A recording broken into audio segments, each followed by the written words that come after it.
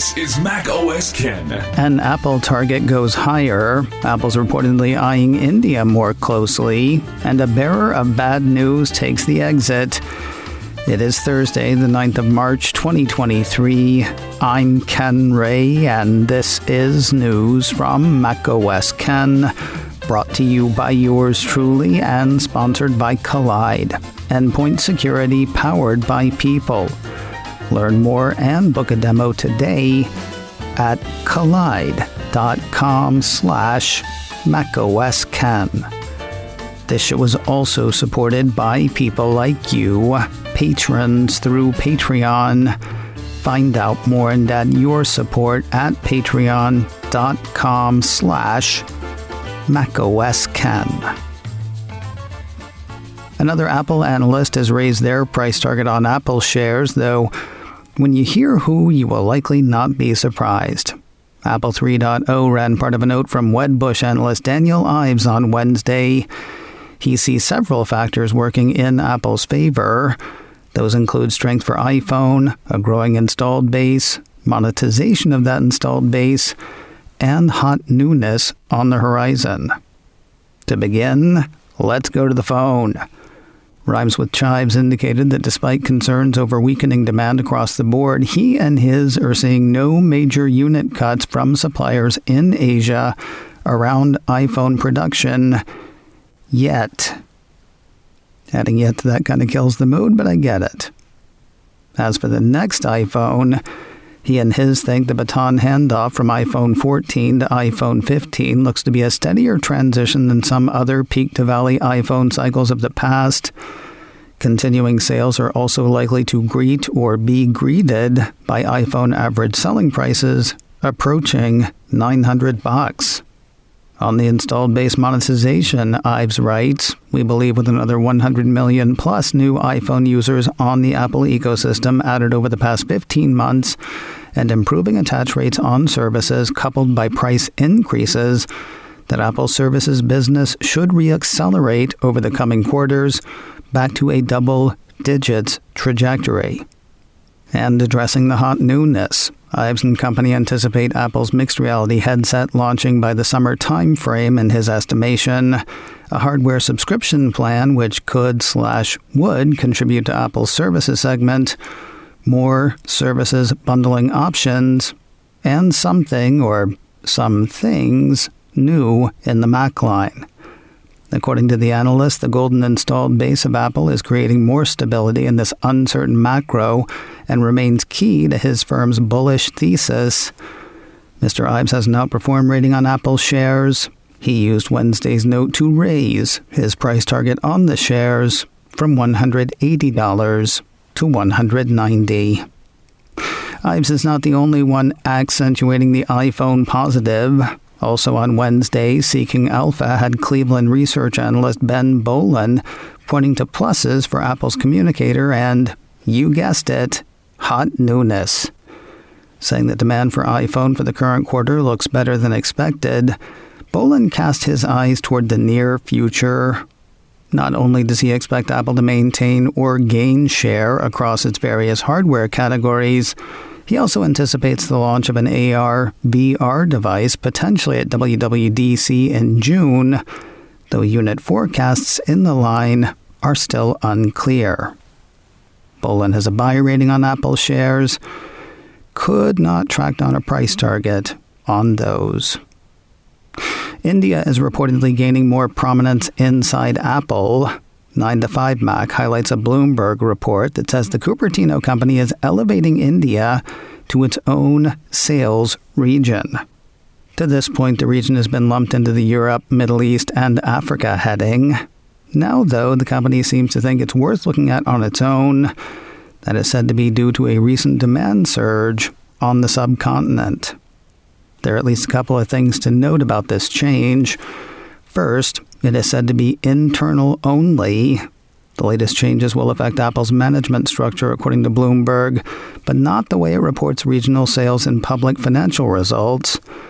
Externally, that would still leave Apple counting the Americas, EMEA, Greater China, Japan, and the rest of Asia Pacific. Additionally, You didn't hear this from anybody.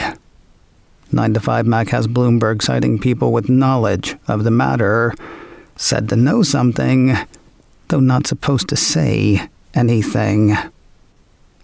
News of a resignation that's hard to not read into. Last week, Goertek Deputy Chairman Kazuyoshi Yoshinaga made waves with comments about calls for his company to shift at least some production out of the home country of China. Goertek makes AirPods for Apple, making what goes on with it kind of a big deal. A piece midweek last week from Bloomberg had Yoshinaga saying that he's been beset by client visitors over the past several weeks. Conversations with each were dominated by one question: when can you move out? In the article, Yoshinaga highlighted a $280 million U.S. investment by Goertek into a plant in Vietnam, though moving some production to India was not off the table. Regarding such a move, Yoshinaga said, "We get requests from our clients almost every month. Do you have any plans to expand to India? If they decide to build up the production lines in India, we may have to think about it seriously." Well, somebody may, but it won't be Yoshinaga. On Wednesday, the South China Morning Post ran a piece saying he is leaving Goertek just days after he sounded the alarm on a supply chain exodus from China. According to the report, Goertek said Yoshinaga was leaving for personal reasons, but the move comes after he painted a gloomy picture for China's manufacturing sector. The primary issue with Yoshinaga's statement seems to have been not the diversification of various supply chains, but the speed with which it is said to be happening.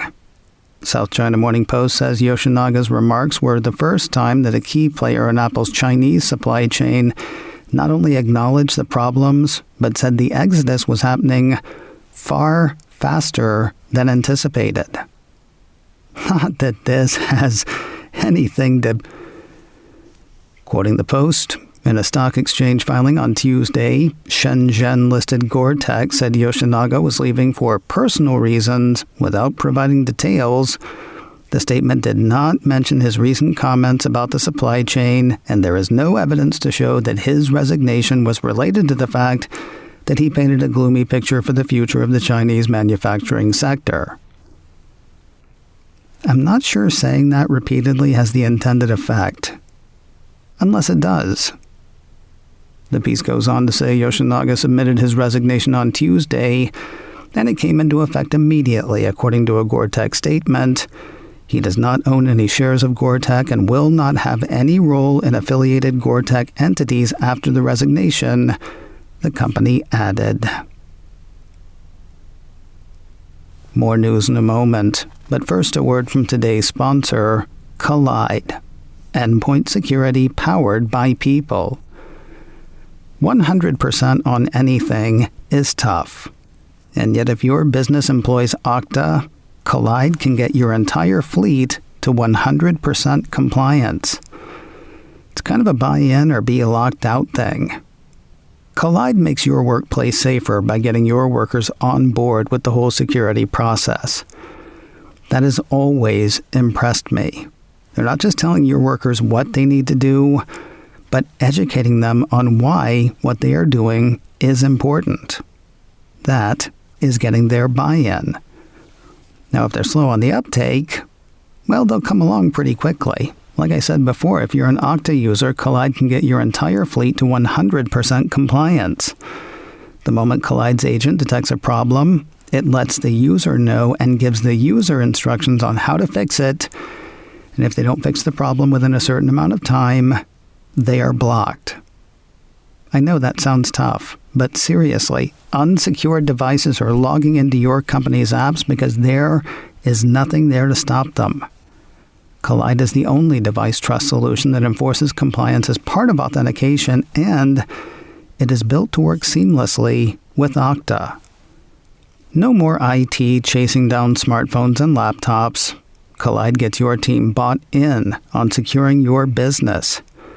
Collide's method means fewer support tickets, less frustration, and most importantly, 100% fleet compliance.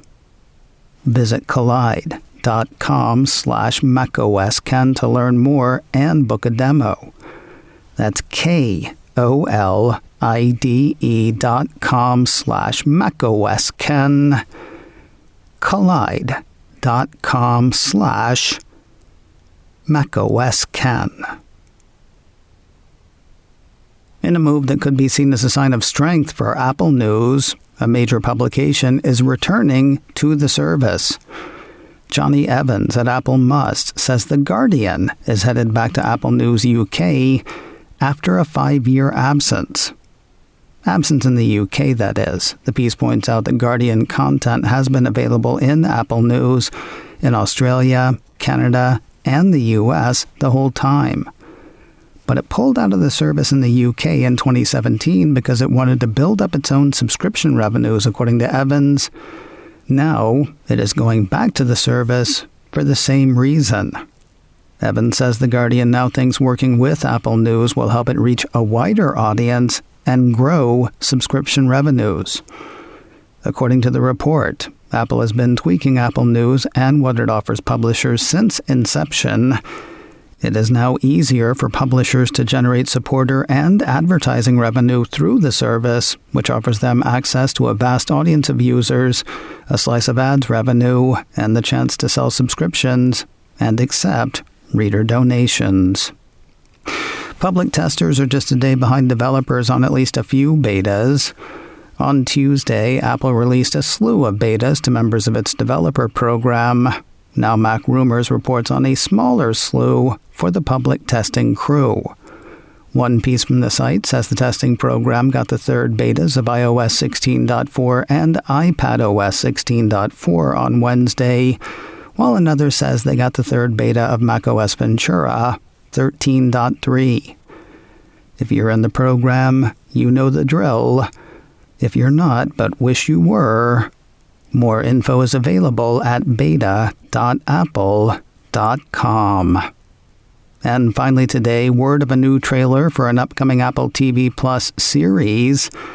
The Cupertino streamer issued a press release Wednesday teasing/promoting the Chris O'Dowd-led character-driven comedy, The Big Door Prize.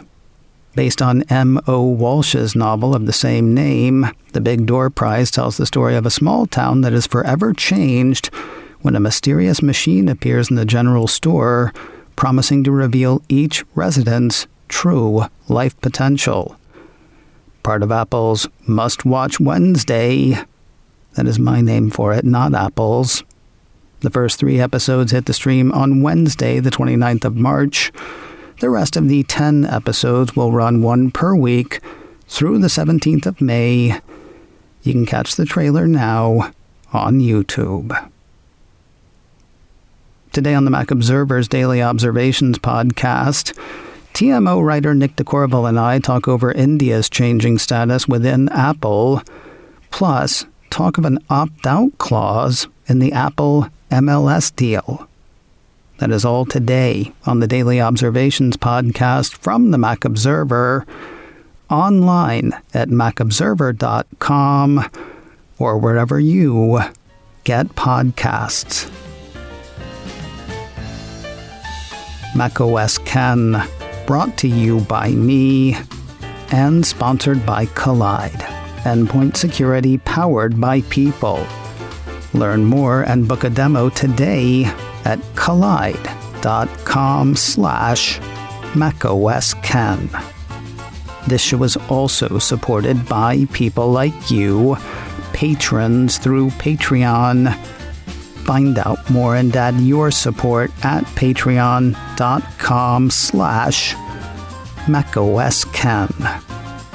Advertising handled by Backbeat Media, online at backbeatmedia.com. You can reach me a couple of ways. Info at macosken.com or call 716-780-4080. Until next time, that is news from macOS Ken. I'm Ken Ray.